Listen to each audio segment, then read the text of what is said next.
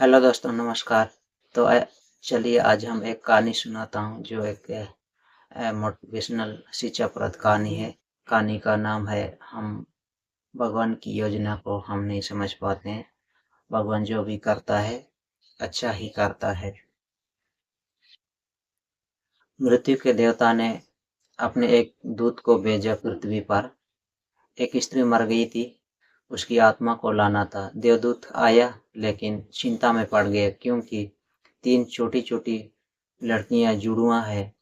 एक अभी भी उस मृत स्त्री के स्तन से लगी हुई है, एक चीख रही है, पुकार रही है, एक रोते रोते सो गई है। उसके आंसू उसकी आंखों के पास सूख गए।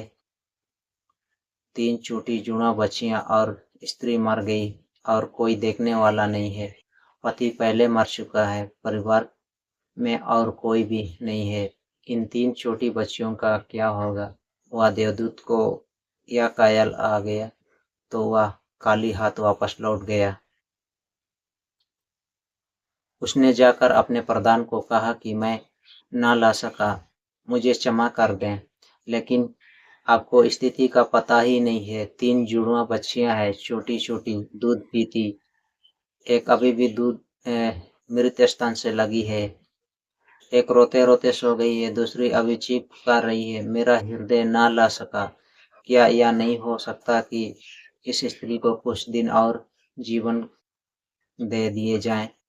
कम से कम लड़कियां थोड़ी बड़ी हो जाए और कोई देखने वाला नहीं है। मृत्यु के देवता ने कहा, तो तू फिर समझदार हो गया। उससे ज्यादा, जिसकी मर्जी से मौत होती है, जिसकी मर्जी से जीवन होता है, तो तूने पहला पाप कर दिया है और इसकी तुझे सजा मिलेगी।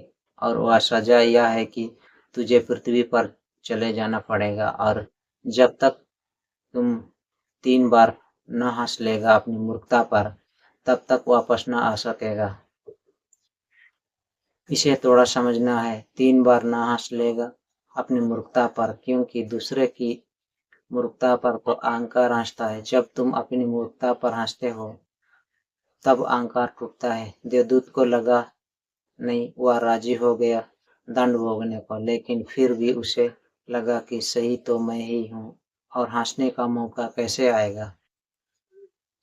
उसे जमीन पर फेंक दिया गया। एक चमार सर्दियों के दिन करीब आ रहे थे और बच्चों के लिए कोट और कंबल खरीदने शहर गया था, कुछ रुपये इकट्ठे करके। जब वह शहर जा रहा था तो उसने राह के किनारे एक नंगे आदमी को पड़े हुए ठिठुरते हुए देखा। यह नंगा आदमी वही देवदूत है जो पृथ्वी पर फेंक दिया गया था। उस चमार को दया आ गई और बजाय अपने बच्चों के लिए कपड़े खरीदने के उसने उस आदमी के लिए कंबल और कपड़े खरीद लिए। उस आदमी को कुछ खाने पीने को भी ना था। घर पर घर भी ना था, छप्पर भी ना था जहाँ वह रुक सके। तो चमार ने कहा कि अब तुम मेरे साथ ही आ जाओ, लेकिन अगर मेरी पत्नी नाराज हो, जो कि वह निश्चित होगी, क्योंकि बच्चों के लिए कपड़े खरीदने लाया था, वह पैसे तो खर्च हो गए। वह अगर नाराज हो, चिल्लाए, तो तुम परेशान मत होना, थोड़े ही दिन में सब ठीक हो जाएगा। वह देवदूत को लेकर चमार घर लौटा। ना तो चमार को पता है कि देवदूत घर में आ रहा है, ना पत्नी को पता है।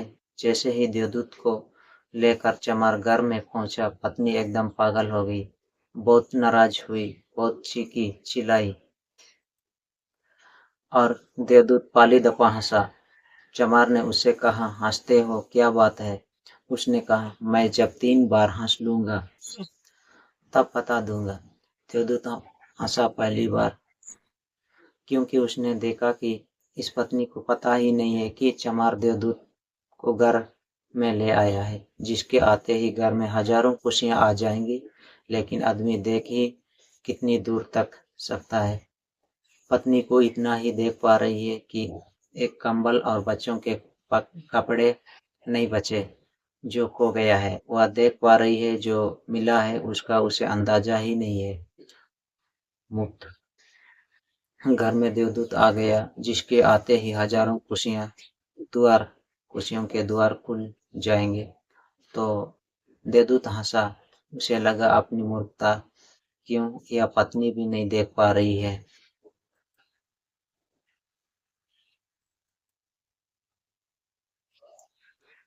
कि क्या घट रहा है। जल्दी ही, क्योंकि वह देवदूत था, 7 दिन में ही उसने चमार का सब काम सीख लिया और उसके जूते इतने प्रसिद्ध हो गए कि चमार महीनों के भीतर धनी होने लगा। आधा साल होते होते तो उसकी ख्याति सारे लोक में पहुंच गई कि उस जैसा जूते बनाने वाला कोई भी नहीं, क्योंकि वह जूते देवदूत बनाता था। सम्राटों के जूते वहां बनने लगे, धन अपरंपार बरसने लगा। एक दिन सम्राट का आदमी आया और उसने कहा कि यह चमड़ा बहुत कीमती है, आसानी से मिलता नहीं, कोई भूल चूक नहीं करना। जूते ठीक इस तरह के बनने हैं और ध्यान रखना, जूते बनाने हैं, स्लीपर नहीं। क्योंकि रूस में जब कोई आदमी मर जाता है तब उसको स्लीपर पहनाकर मरघट तक ले जाते हैं। चमार ने भी देवदूत को कहा कि स्लीपर मत बना देना, जूते बनाने स्पष्ट आज्ञा है और चमार इतना ही है, अगर गड़बड़ हो गई तो हम मुसीबत में फंसेंगे। लेकिन फिर भी देवदूत ने स्लीपर ही बनाए। जब चमार ने देखे कि स्लीपर बने हैं तो वह क्रोध से आग बबूला हो गया। वह लकड़ी उठाकर उसको मारने को तैयार हो गया कि तू हमारी फांसी लगवा देगा, और तुझे बार बार कहा था कि स्लीपर बनाने ही नहीं है, फिर स्लीपर किस लिए। देवदूत फिर किलकिलाकर हंसा। तभी आदमी सम्राट के घर से भागा हुआ आया। उसने कहा, जूते मत बनाना, स्लीपर बनाना, क्योंकि सम्राट की मृत्यु हो गई है। भविष्य अज्ञात है, सिवाय उसके और किसी को ज्ञात नहीं है, और आदमी तो अतीत के आधार पर निर्णय लेता है। सम्राट जिंदा था तो जूते चाहिए थे, मर गया तो स्लीपर चाहिए। तब वह चमार उसके पैर पकड़कर माफी मांगने लगा कि मुझे माफ कर दो, मैंने तुझे मारा। पर उसने कहा, कोई हर्ज नहीं, मैं अपना दंड भोग रहा हूँ। लेकिन वह हंसा आज दोबारा। चमार ने फिर पूछा कि हंसी का कारण क्या है। उसने कहा कि जब मैं 3 बार हंस लूंगा तब बता दूंगा। दोबारा हंसा इसलिए कि भविष्य में अज्ञात नहीं है, मतलब भविष्य में ज्ञात नहीं है, इसलिए हम आकांक्षाएं करते हैं जो व्यर्थ है, हम अभिप्साएं करते हैं जो कि पूरी न होंगी, हम मांगते हैं जो कभी नहीं घटेगा, क्योंकि कुछ और ही घटना तय है।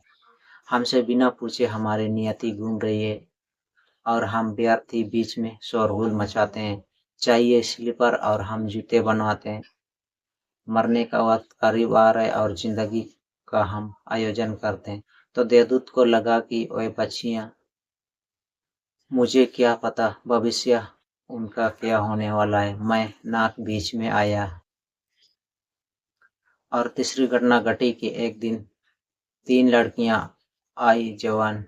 उन तीनों की शादी हो रही थी और उन तीनों ने जूतों के ऑर्डर दिए कि उनके लिए जूते बनाए जाएं।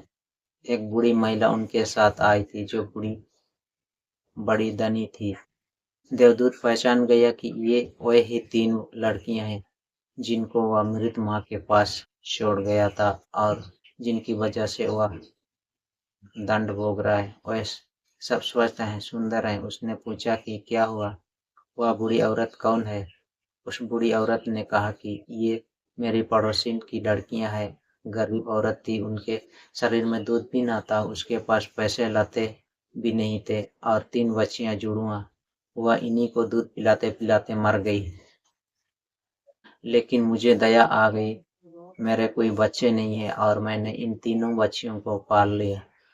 अगर माँ जिंदा रहती तो ये तीनों बच्ची गरीब, भूख और दीनता और दरिद्रता में बड़ी होती। माँ मर गई, इसलिए ये बच्चियां तीनों बहुत बड़े धन वैभव में संपदा में पली, और अब उस बूढ़ी की सारी संपदा ये ही 3 मालिक हैं, और इनका सम्राट के परिवार में विवाह हो रहा है। देवदूत तीसरी बार हंसा और चमार को उसने कहा कि ये 3 कारण है मेरी भूल थी। नियति बड़ी है और हम उतना ही देख पाते हैं जितना देख पाते हैं। जो नहीं देख पाते बहुत विस्तार है उसका, और हम जो देख पाते हैं उसमें हम कोई अंदाज नहीं लगा सकते हैं। जो होने वाला है, जो होगा, मैं अपनी मूर्खता पर 3 बार हंस लिया हूँ। अब मेरा दंड पूरा हो गया और अब मैं जाता हूँ।